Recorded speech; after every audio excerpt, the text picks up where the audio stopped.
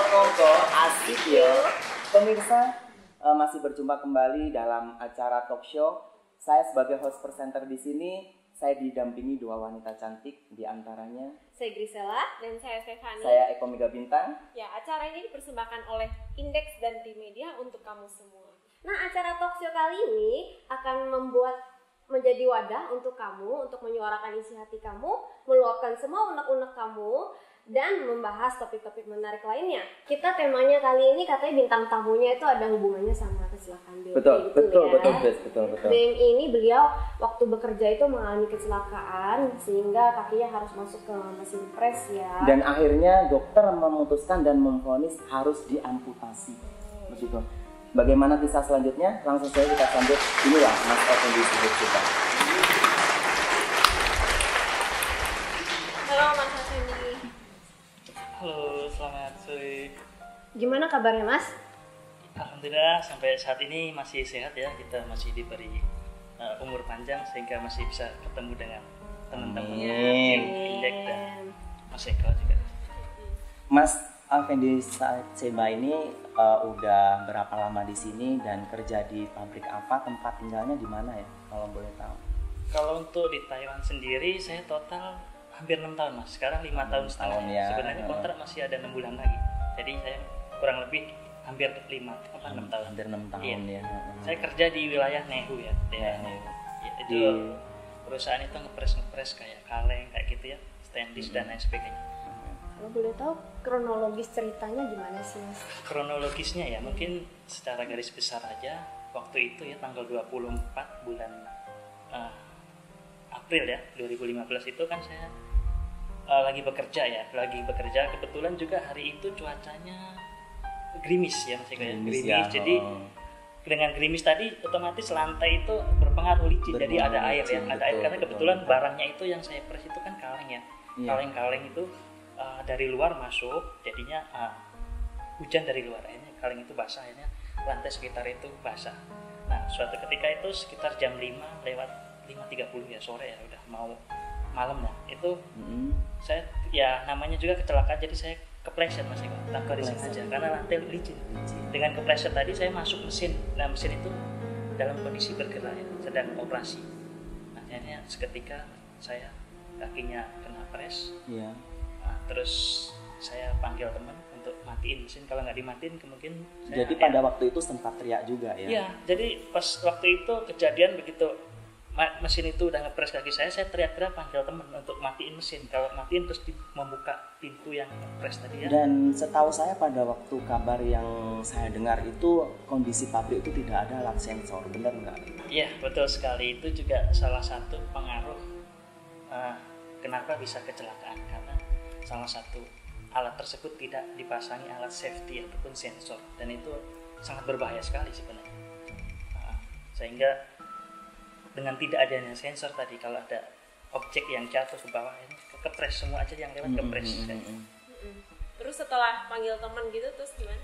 Setelah panggil teman tadi ya singkat cerita panggil teman mesin tadi dibuka. Setelah dibuka kan saya masih sadar ya, saya nggak pingsan, saya angkat kaki saya dari bawah naikin ke atas, ternyata kaki saya lihat udah hancur ya. Tapi saya belum pingsan ya, saya sampai ke rumah sakit juga nggak pingsan, akhirnya cepat diikat, saya dibawa ke rumah sakit terdekat yaitu di Sanchincong INE. Dibawa ke rumah sakit. Setelah itu sempat nggak sadarkan diri atau? Itu masih sadar, saya nggak sadarkan diri setelah saya dibius. Selama perjalanan itu kurang lebih 10 menit sampai rumah sakit itu masih sadar, terus juga masih saya merasakan sakit kan, waktu awal sih nggak begitu. Perjalanan itu sakit, saya teriak-teriak terus itu. Teriaknya cuma singkat. Dokter cepat di bios, saya bilang tang mayap, tang mayap karena sakit ya. Iya, betul. Sambil nunggu dokter karena itu malam juga dokter kan belum datang. Jadi saya nunggu itu sampai saya masuk rumah sakit kan jam 6:30 ya, ketemu dokter jam 8. Jam 8 itu baru di bios dia segala macam. Akhirnya masuk ruang operasi jam 11 malam masih kok. Iya, dari jam ruang operasi jam lama nunggu, sekali berarti nunggunya ya. Masih nunggu. Jadi masih nunggu sampai jam 11 malam operasi sampai jam 1 itu. Terus operasi baru bius?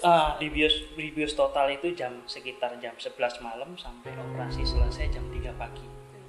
Nah itu juga saya juga tidak tahu ya kalau kaki saya harus diamputasi, karena juga dia sebenarnya nanya sebelumnya ya, dokter itu nanya gimana kondisi kaki harus diamputasi, apakah harus dimintai persetujuan sebenarnya. Tapi sebenarnya saya tidak setuju ya, saya menolak awalnya sampai 3 kali, itu cuma dengan bisikan.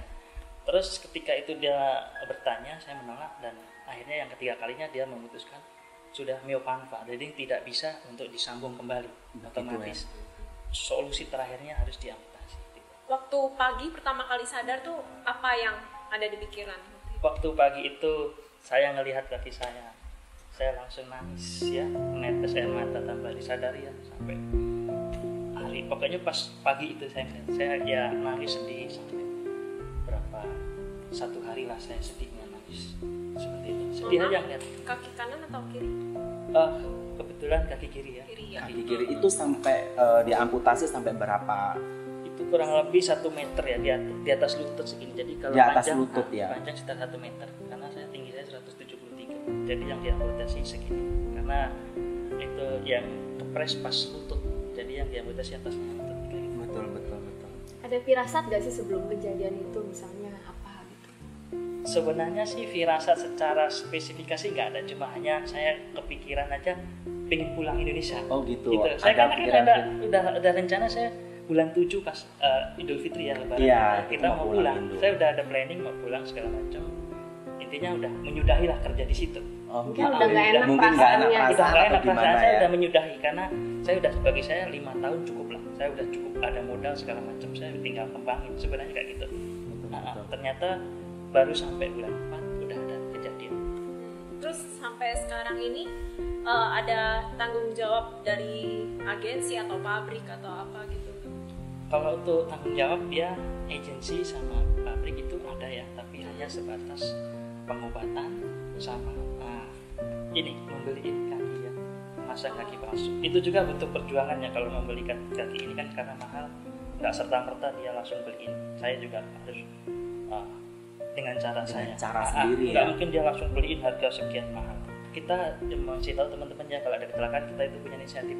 Kita lapor ke Departemen Keselamatan Tenaga Kerja, karena nggak mungkin perusahaan kalau ada kecelakaan dia melapor, karena pasti mereka nanti punya masalah.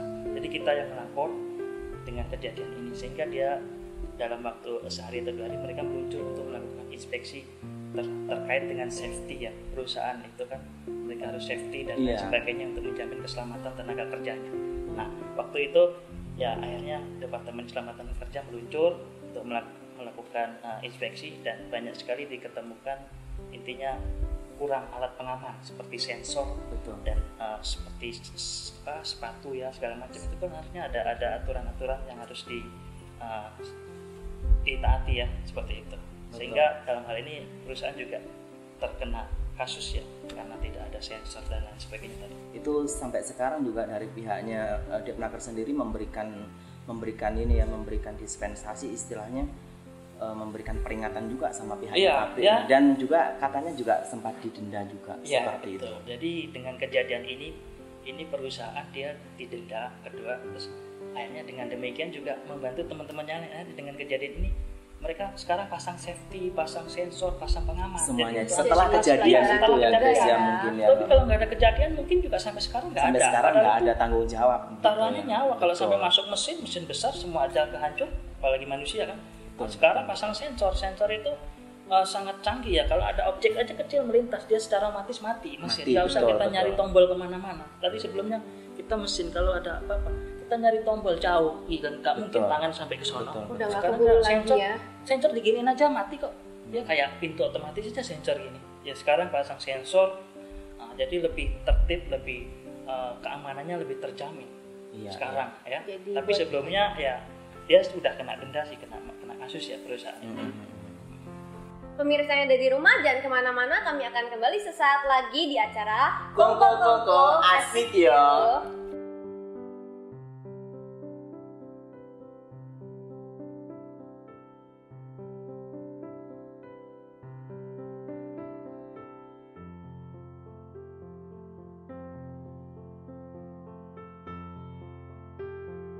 Oke pemirsa di rumah, masih ketemu lagi di acara Kongko asik yo. Mungkin Mas Effendi bisa menjelaskan untuk masalah menuntut terhadap pabrik sendiri, dan sekarang prosesnya tuh sudah sampai mana kayak gitu. Oke, baik Mas Eko, mungkin saya jelaskan ya untuk masalah saya ini. Perusahaan itu sebenarnya dia bukan tidak tanggung jawab, tapi tanggung jawab hanya sebatas ya. Jadi sebatas apa kan kayak gitu. Jadi sebatasnya itu mungkin kayak pengobatan sama membelikan kaki palsu. Tapi setelah itu mereka kan tidak ada omongan mau gimana. Nah itu juga buat kita pelajaran juga, kalau ada kejadian mungkin kecelakaan kerja itu ya teman-teman juga bisa kita mempunyai hak juga untuk menuntut ke perusahaan, ke ganti rugi, karena kita murni kecelakaannya. Kenapa? Kecelakaan kerja.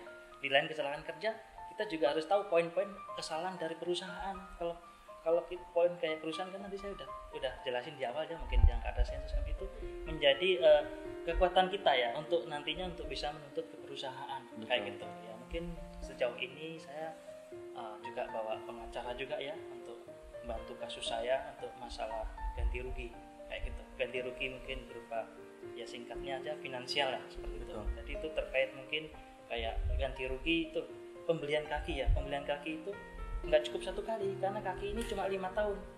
Nah, sedangkan di Taiwan itu kita usia pensiun itu kurang lebih 65 tahun. Kalau saya masih usia 30 tahun, masih ada 35 tahun. Itu juga kita mempunyai hak untuk menuntut itu. Nah, itu ya. Masalah nanti terkait siapa dia mau bayar berapa itu urusannya nanti. Yang penting kita punya hak untuk menuntut semacam kaki ini harus diganti selama 35 tahun. Jadi kalau ini 5 tahun berarti saya minta 5 kali. 5 atau 6 kali ya dari harga kaki yang saya beli. Terus berikutnya juga masalah kompensasi, karena kita udah nggak bisa bekerja dengan normal, udah nggak bisa produktif lagi, itu juga menjadi bahan pertimbangan ya untuk kita mengajukan hak kita menuntut. Jadi kita misalkan 1 bulan kita bisa bekerja nih menghasilkan uang, dengan kejadian ini saya udah ke belakang ya, ke depan itu kita udah nggak bisa lagi bekerja dengan sempurna. Itu juga harus dipertimbangkan, dikalkulasikan. Jadi untuk bahan kita minta ganti rugi ke perusahaan kayak gitu. Sampai sekarang itu sejauh mana prosesnya Mas? Apakah dari pihaknya pengacara sendiri udah memberikan surat pengajuan kepada pihak pabrik sendiri seperti itu? Sejauh ini yang masalah ini kita bagi 2 macam Mas. Jadi yang pertama itu kita kalau masalah pengacara kita udah ngurus ya, kita udah masukin data mereka segala macam ke pengacara. Itu langkah pertama itu nggak langsung ke pengadilan, jadi ada namanya TAN atau musyawarah dulu antara perusahaan dengan pihak saya. Jadi musyawarah itu kalau kayak kemarin di Nankang ya, di kantor semacam kecamatan ya, di kantor pemerintah. Jadi belum naik ke pengadilan. Dari musyawarah tadi kalau ada ketemu kesepakatan ya berarti nggak jadi naik ke pengadilan. Nah, tapi awalnya musyawarah dulu secara kekeluargaan. Tapi kemarin itu yang musyawarah pertama belum deal, jadi antara kedua belah pihak belum sepakat untuk masalah ganti ruginya, masih terlalu sedikit lah. Jadi nanti ini ada lagi, ketemu lagi tanggal 18 kita musyawarah kembali bagaimana hasilnya. Kalau sesuai apa yang kita harapkan dan masuk akal gitu ya, maka kita akan terima. Tapi seandainya tidak sesuai, otomatis kita mengajukan ke pengadilan. Jadi di situ nanti yang memvonis berapa persen kesalahan. Nah, di situ kata-katanya nih ya, dari pihaknya pengacara itu menuntut, saya dengar itu kalau uang Indonesia 12 miliar, benar nggak? Mungkin terlalu tinggi ya. Terlalu tinggi ya. Mungkin kalau uang sini dia nuntut katanya izin yang Taiwan. Bukan jadi uang 12 juta, berarti kabar burungnya ya, seperti itu. Hanya betul. Kabar aja. Kabar aja ya. Nggak masuk akal lah kalau betul. Iya. Ya semoga lah nanti urusannya cepat. Sekedar berbagi pengetahuan nih sama teman-teman yang lain ya. Kalau misalnya ada kejadian kayak gini, prosedur awal yang harus, dokumen yang harus disiapkan tuh apa sih gitu? Prosedur pengurusannya. Soalnya katanya menuntut hak gitu ya. Soalnya katanya kalau ada surat-surat yang kurang tuh asuransinya susah keluar, susah turun atau gimana gitu. Oke. Mungkin saya akan jelasin secara singkat ya, kalau terkait teman-teman yang mengalami kecelakaan kerja, khususnya yang benar-benar dia kerjanya di pabrik ya, kecelakaan kerja di pabrik ya, bukan di jalan atau mungkin di rumah. Tapi kalau murni kecelakaan kerja itu ada beberapa hak-hak yang harus kita tahu ya. Pertama ya mungkin terkait masalah asuransi ya. Asuransi Betul. yang kita miliki itu kan asuransi yang pribadi kita tiap bulan bayar. Itu pertama. Itu udah mutlak punya kita ya, karena kita tiap bulan kan bayar. Betul. Kedua itu asuransi namanya Tuan Pao, itu asuransi perusahaan yang punya ya. Itu dua itu. Terkait itu yang masalah minta ganti rugi itu beda urusan. Itu urusan kita menuntut ganti rugi kepada perusahaan karena dia banyak kesalahan kayak gitu. Jadi ya mungkin tadi bicara masalah langkah awal ya. Yang pertama yang jelas itu surat dari rumah sakit ya. Kita di situ ada namanya jentuan su, jentuan ceming, kita semua minta. Ada ekskuang juga kita minta. Jadi semua surat-surat yang penting dari rumah sakit kita minta. Lepas itu berikutnya kalau untuk masalah mengklaim asuransi ya, karena Taiwan itu cukup simpel dan nggak berbelit ya, nggak kayak di Indonesia susah. Kalau di Taiwan itu asuransi itu kalau kita ada data-data yang lengkap dari rumah sakit ya itu aja, nggak banyak. Kita bisa datang sendiri, kita bisa ngurus sendiri ya tanpa berbelit lah. Berbelit seperti itu. Terkait berikutnya itu yang syarat-syarat misalkan kita mau nuntut apa perusahaan itu ya, yang jelas kita harus dapat surat dari itu Departemen Keselamatan Kerja ya. Kita kan tadi di awal saya bilang saya kan kontak mereka untuk cross check kejadian di sini tanggal sekian. Nah mereka datang, mereka akan menganalisa ya, meneliti ataupun menginspeksi kenapa bisa terjadi kecelakaan. Nah dari situ dia akan mengeluarkan semacam statement ataupun surat bahwa menerangkan perusahaan ini bisa kecelakaan karena mungkin tidak ada sensor dan sebagainya. Jadi ada poin untuk kita, untuk nuntut. Kalau kita nggak punya itu, mau nuntut apa kan kita nggak ada kekuatan. Jadi sebelumnya kita junpei persiapan apa yang mau kita siapin. Salah satunya itu. Jadi kalau bukti-buktinya juga bukti berupa foto, ya, tadi foto-foto segala macam. Terus yang dari autentik yang dari rumah sakit ya. Terus yang tadi Departemen Keselamatan Kerja juga itu. Kalau untuk mau nuntut ya, tapi kalau untuk asuransi itu nggak perlu. Asuransi itu cukup dari rumah sakit sama ekskuang dan lain sebagainya yang menguatkan gitu. Terus baru kita lurus ke pengacara. Kalau kita mau nuntut itu mestinya kita harus bawa pengacara, jadi lebih kuat kayak gitu. Karena Terus, dia lebih tahu. Betul. Begini Mas, untuk masalah pengacara sendiri itu khusus orang Taiwan pengacara jadi udah dipersiapkan dari Departemen Luar Negeri atau pengacara khusus untuk kita cari sendiri atau seperti itu. Dan saya mendengar bahwasanya pengacara itu tidak usah kita perlu bayar atau gimana seperti itu ya. Jadi saya juga bergerak ini ataupun saya jalani juga ada yang bantu ya selain itu. Jadi dari semacam LSM Taiwan ya. Dan di sini banyak sekali LSM Taiwan. Jadi dari situ kita banyak belajar harus bagaimana mereka bantu saya harus kemana. Jadi banyak dapat masukan. Jadi emang di situ ada asosiasi pengacara. Jadi itu nggak harus ada perkumpulan. Jadi ada perkumpulan pengacara. Kita bisa ngajuin ke situ berkas itu. Dibilang gratis, ya gratis. Dibilang enggak. Kalau di situ ada ketentuannya Mas Eko. Kalau kita asuransi pengacara kayak gitu, yaitu misalkan ada ketentuannya. Misalkan kalau mendapatkan misalkan IPAIWAN ke atas kita bayar. Kalau IPAIWAN ke bawah dia nggak bayar. Nah, jadi ada ketentuannya kayak jadi gitu. Ada beberapa. Kalau nanti hasilnya ternyata cuma sedikit, jadi nggak bayar kayak gitu. Ya. Jadi kan masih mending kita juga nggak bayar di muka. Kalau dia berhasil, dia kita kasih dana, kita bayar gitu ya. Itu ketentuannya seperti itu. Nah. Terus waktu pertama kali mengetahui kehilangan kaki itu kan kabarnya Mas Fendi sempat down gitu. Terus apa yang membuat Mas Fendi akhirnya bisa bangkit lagi dan mau menerima kenyataan?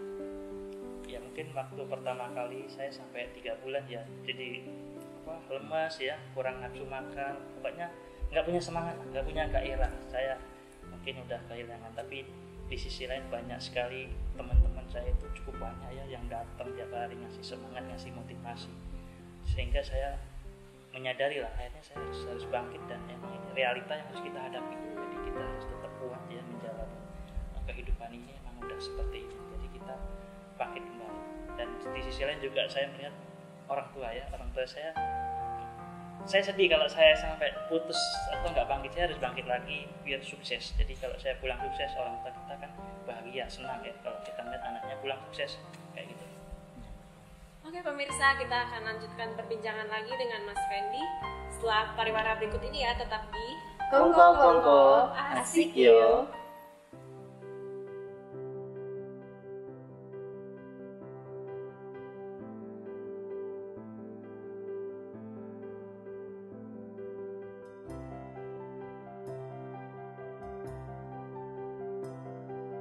Oke pemirsa, kembali lagi di acara Kongko asik yo. Nah sekarang kita akan mulai perbincangan lagi dengan Mas Fendi ya. Rencana ke depan nih untuk menggapai harapan dan cita-cita gitu. Cita-cita yang belum Untuk kesampaian belum ada nggak? kesampaian atau belum tercapai seperti itu, Mas.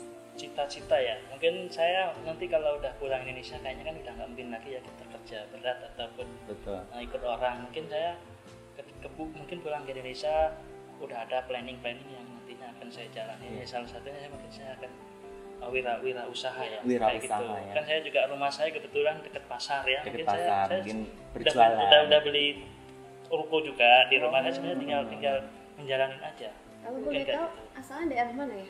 Saya dari itu Lampung Tengah ya. Oh, Seperti Lampung. banyak Oh, saya di Lampung Lampung. Tengah. Iya. Kebetulan rumah saya dekat pasar juga. Saya Sumatera Lampung. Kayak gitu. Terus hikmah apa sih yang Mas Fendi dapatkan dari peristiwa itu? Mungkin banyak sekali ya hikmahnya. Mungkin salah satunya adalah hikmah yang paling utama itu kita lebih bersyukur lagi terhadap pemberian Tuhan ya. Apa yang kita miliki semua itu harus kita syukuri. Salah satunya kalau kita kehilangan salah satu anggota badan itu, kita baru berasa betapa berharganya ya semua pemberian Tuhan itu. Kita dengan demikian kita akan lebih mendekatkan diri ya sama Tuhan, bahwasanya semua itu ada hikmahnya. Dengan kehilangan ini kita ada hikmah di balik semua itu, seperti itu. Nah, ada pesan-pesan nggak sih untuk teman-teman yang ada di rumah sesama BMI di Taiwan gitu? Pesan-pesan untuk, mungkin saya pesan hanya terkait masalah masalah tenaga kerja ataupun terkait kecelakaan kerja ya. Mungkin teman-teman karena udah melihat saya kayak gini kecelakaan ya, mungkin teman-teman yang terutama yang di pabrik ya ataupun yang di industri itu agar lebih berhati-hati pertama dalam bekerja, lebih fokus lagi ya, lebih konsentrasi, karena kalau kita nggak konsentrasi juga mungkin kita bisa terjadi kecelakaan. Selain itu kita juga pastikan lingkungan kita itu lebih safety dari keamanan dan lain sebagainya untuk menjaga keselamatan kita semua, karena keluarga di Indonesia menunggu. Jadi kita harus lebih berhati-hati dalam bekerja, dan seandainya pun sampai ada teman-teman yang kecelakaan kerja juga mereka harus tahu hak-haknya apa yang harus mereka dapatkan, seperti yang udah kita bahas tadi ya. Seperti itu. Iya betul Mungkin. sekali. Mas Afeni, terima kasih udah meluangkan waktunya yang berharga untuk sharing pengalaman sama kita semua di sini ya. Kita doain semoga Mas selalu sukses, tetap semangat, Ciao. Amin. Saya juga berterima kasih ya kepada Mas Eko, Mbak Stefani, Iya, sama-sama. dan Iya. kru tim ataupun Jack ya. Sama-sama. Saya ucapkan terima kasih. Ya. Oke pemirsa, sekarang kita udah ada di penghujung acara. Kita mau berpesan buat teman-teman BMI semua, apapun pekerjaannya, betapa sibuknya Anda, tetap utamakan kesehatan dan keselamatan diri dalam bekerja. Buat kamu-kamu yang punya cerita menarik lainnya bisa di-share ke kita di Sini. Saya Eko Mega Bintang saya Grisela. Dan saya Stefani. dan segenap kru yang bertugas. Saya pamit undur diri. Sampai jumpa di episode selanjutnya. Masih bersama Kongko asik yo.